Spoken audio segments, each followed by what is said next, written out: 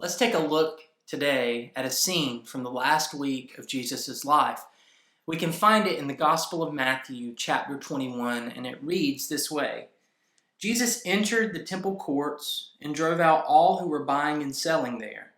He overturned the tables of the money changers and the benches of those selling doves.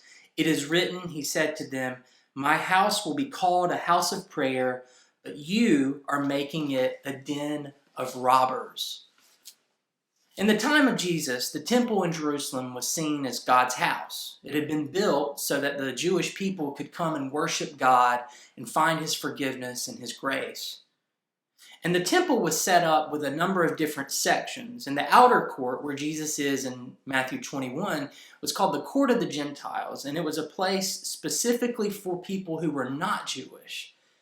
In other words, God had made space in his house for people who were far from him to draw near. But when Jesus arrives at the temple in Matthew 21, he finds a completely different scene. What's happened is a market has sprung up that is aimed specifically at making money off of the backs of people who were foreigners and people who were poor.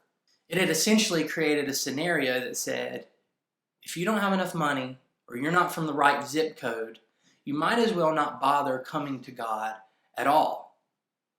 And that's why Jesus says they had turned the temple into a den of robbers. And that's why he drove them out, because they had made God's grace a thing to be bought and a thing to be sold.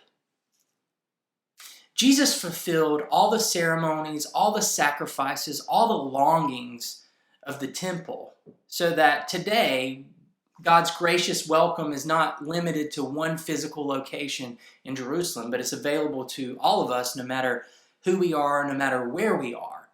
But just like that day that Jesus drove the money changers from the temple, God's grace is not a thing to be bought or sold. God's grace is not a reward for people who are really good.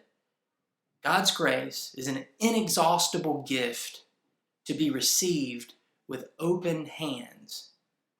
And in a world that judges us by our last name or the number of zeros in our bank account, that is profoundly good news.